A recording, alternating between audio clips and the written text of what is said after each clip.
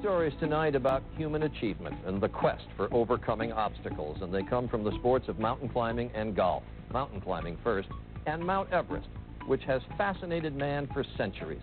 It is foreboding, it is beautiful, it is mysterious. ABC's Mark Litke is at Mt Everest. It's been a remarkable week of firsts on the world's highest peak, but perhaps the most inspiring first today was that of 36-year-old American Gary Guller, who lost his left arm in a climbing accident 4 years ago. He had led a team of Texans with disabilities on a grueling 17-day trek to Everest Base Camp, a remarkable Everest first in its own right.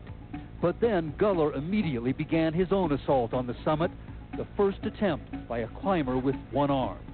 It was treacherous from the start, as fierce winds slowed his team's advance for days.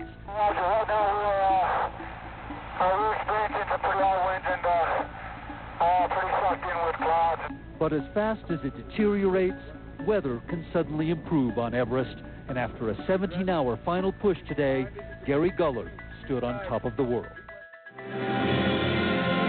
Imagine reaching the top of the world with only one arm. I mean, this is a dream that I had when I was, a kid. And I thought that was finished at 20 when I lost my arm. And then to finally, 17 years later, stand on top of the world and realize that dream, I feel so very fortunate.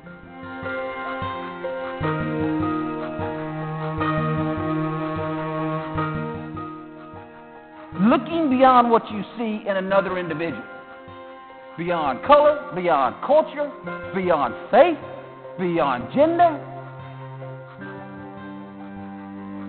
When we do that, and we do that from our heart, anything.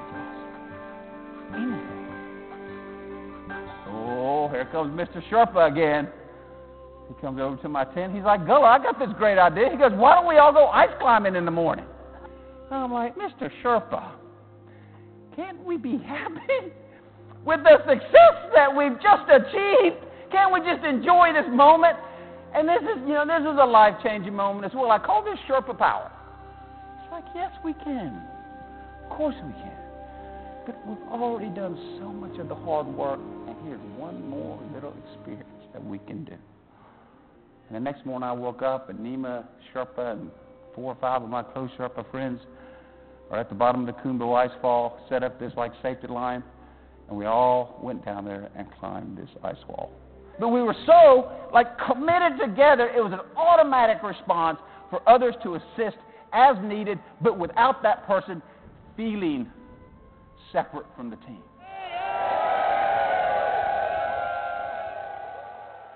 But to get from base camp to Camp 1, you got to go through this area they call the Khumbu Icefall.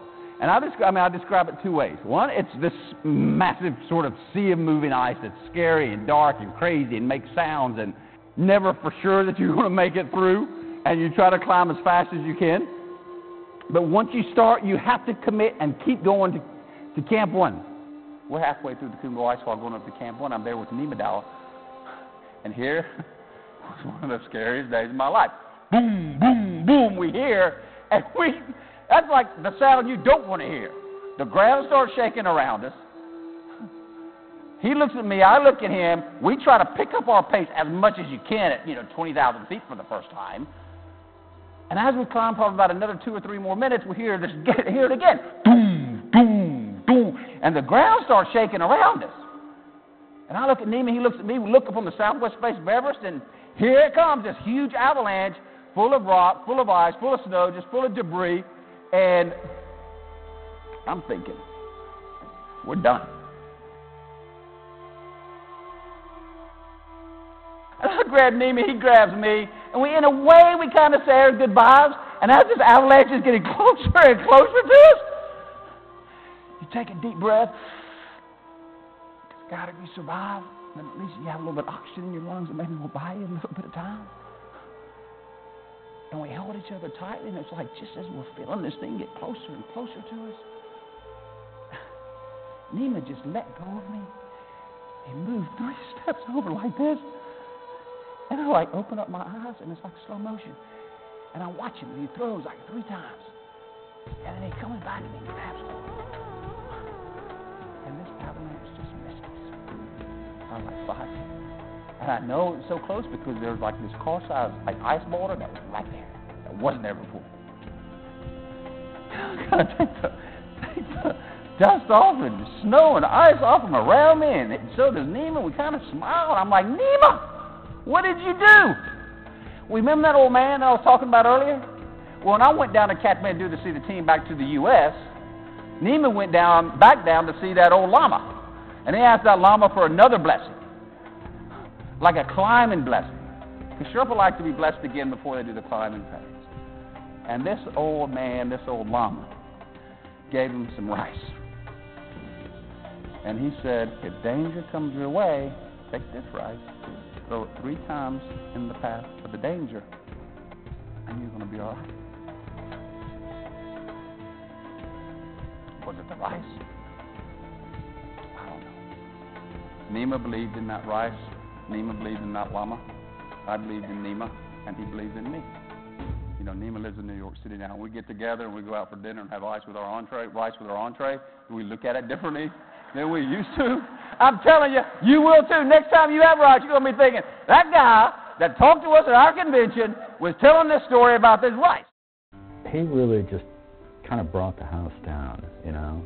There was people cheering and hollering questions out to him, pretty rowdy group, and they just loved him. They talked about, do you mean I can do things like you've done to go to the mountains? And this would be a person in a wheelchair saying this, and he'd be saying, yeah, you can do those things. And I could see that Gary was very, very moved himself.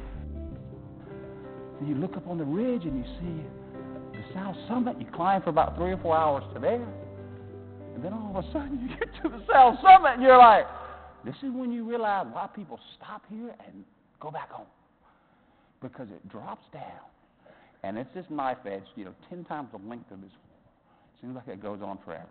And depending upon what the weather is like the previous winter, there's either a lot of snow there or not. And this particular season, there wasn't a lot of snow, so it was truly a knife edge. You drop down, and you're like doing this number. And I'd never been up there before. So I'm climbing like this. I'm looking over this side. That's like 10,000 feet into Tibet. I'm looking down here to my left. That's a quick trip down to Camp 2. And I'm doing this, and at the same time in my mind, I'm thinking, Guller, if you make it to the summit, well, then you got to do this, like coming back.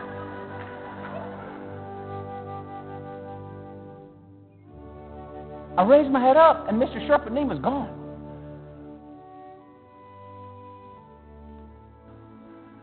I took 2 steps. I froze, looked between my legs, saw nothing but air for like 15,000 feet. Got up beside Nima. We started climbing again, and after about 30 minutes, I felt a tap on my leg. And I raised my head up, and I'll never forget this for as long as I live. I raised my head up, and I saw the prayer flags blowing on top of the water.